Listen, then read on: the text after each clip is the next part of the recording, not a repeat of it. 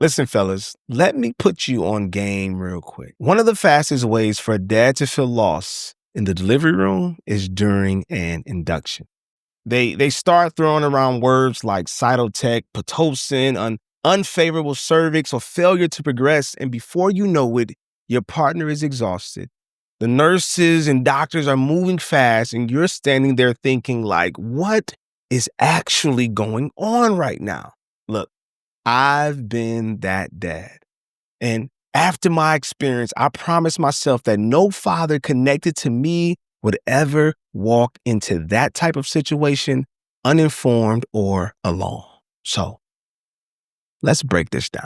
Welcome to the F.A.M.ily Academy. I'm James. I teach fathers how to show up during pregnancy, labor, and delivery, especially for my fathers in the Black and brown communities where the stakes are higher and the outcomes matter. Today, we're breaking down inductions. We're going to be talking about what they are, why they happen, and how you can support your partner with both confidence and clarity. Let's get it.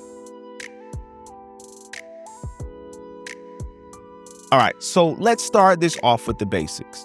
An induction is when a provider tries to start labor using either medical or mechanical methods. Now, sometimes they are medically necessary for issues like high blood pressure, preeclampsia, baby not growing well, low amniotic fluid, and certain infections.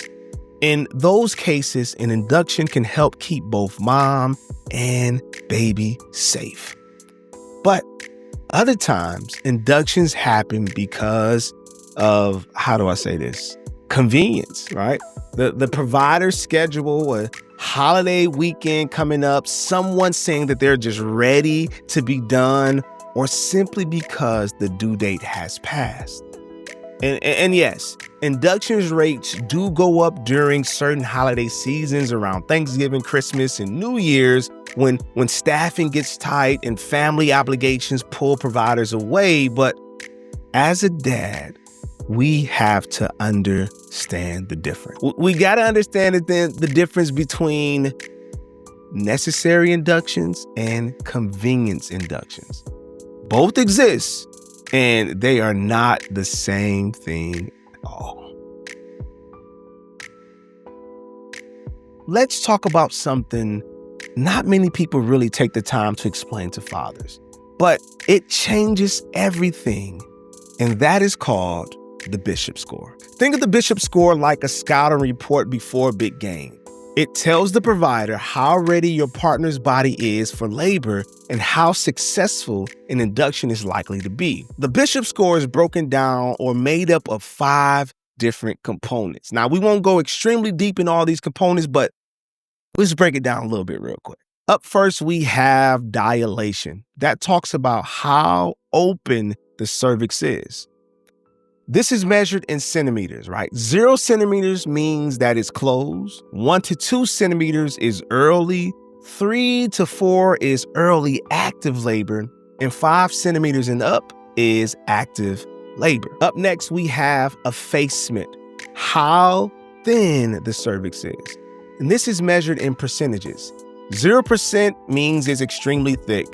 50% is halfway. 80 to 100% means the cervix is paper thin and is ready. Station is how high or low the baby is in the pelvis. This is measured in negative and positive numbers.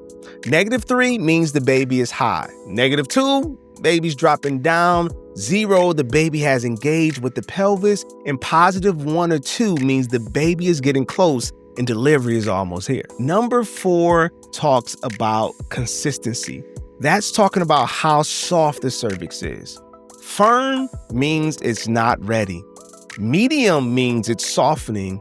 And soft means the body is preparing well and conditions are favorable. And lastly, we'll talk about position.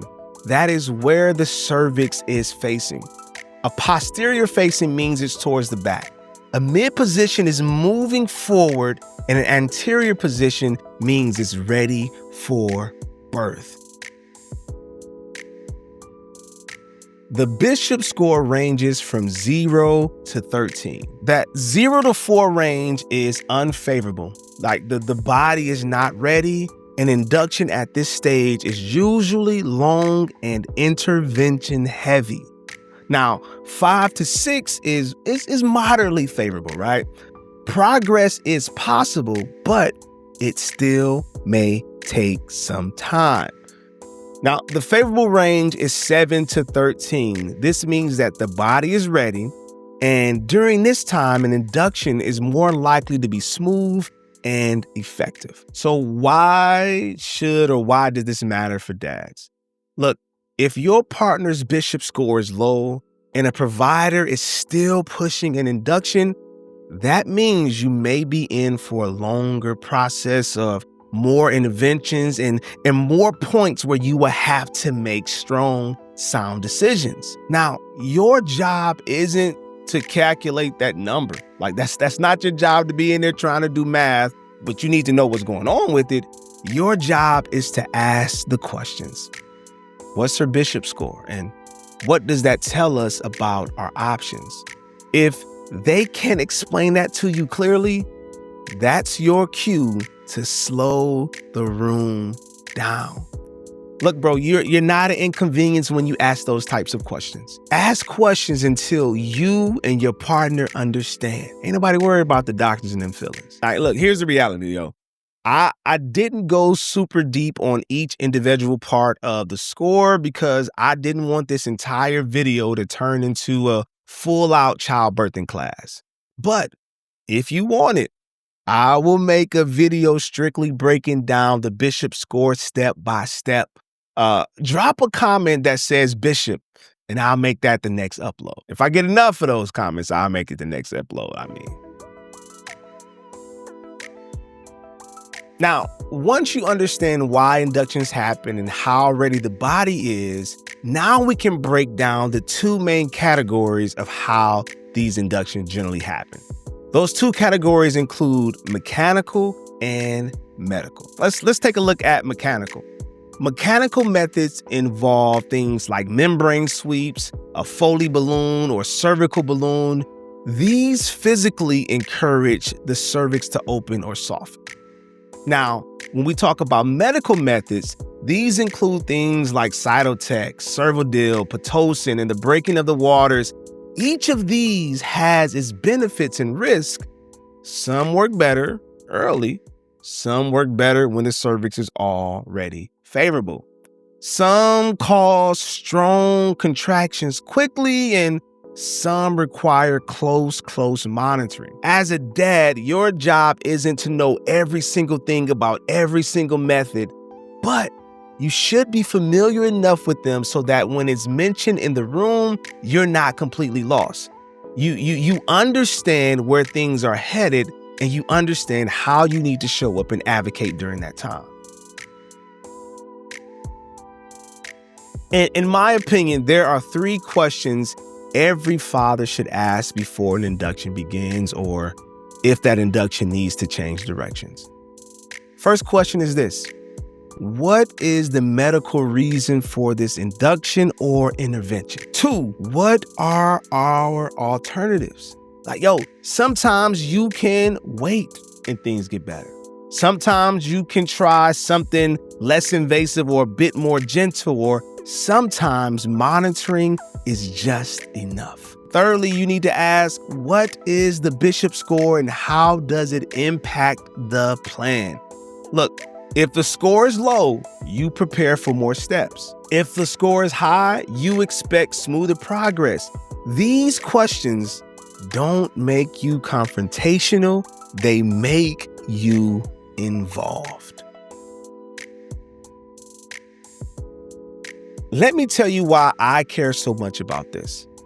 Look, when my wife was in labor, things started moving fast. Decisions were being made around us. Nurses were coming in and out. And if it wasn't for the preparation from our doula, I would not have known what to ask or how to advocate. Like I said earlier, I had to slow the room down. I had to ask uncomfortable questions. I had to take a leadership role while my wife was exhausted and vulnerable. If I'm being completely honest, y'all, that moment changed my life forever. It's the reason why I started this organization, Fathers Assisted Mothers, the reason why the F.A.M.ily Academy, this channel exists today. After that experience, I vowed no dad that I know within my sphere of influence should walk into a hospital blind, uninformed, or alone. And especially not for my Black fathers, where bias and disparities are truly real.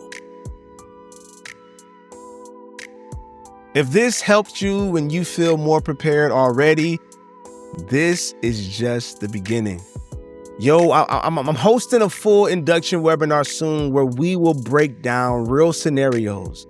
We'll be breaking down comfort measures, how to use the brain method, and how dads can advocate without creating tension. Drop a comment or hit the link in the description to get on the list so that once that webinar is live, you can be one of the first people to check it out. Here's the deal. When dads show up informed and confident, the whole family wins. I'm James. This is the F.A.M.ily Academy, and I'll see you in the next video.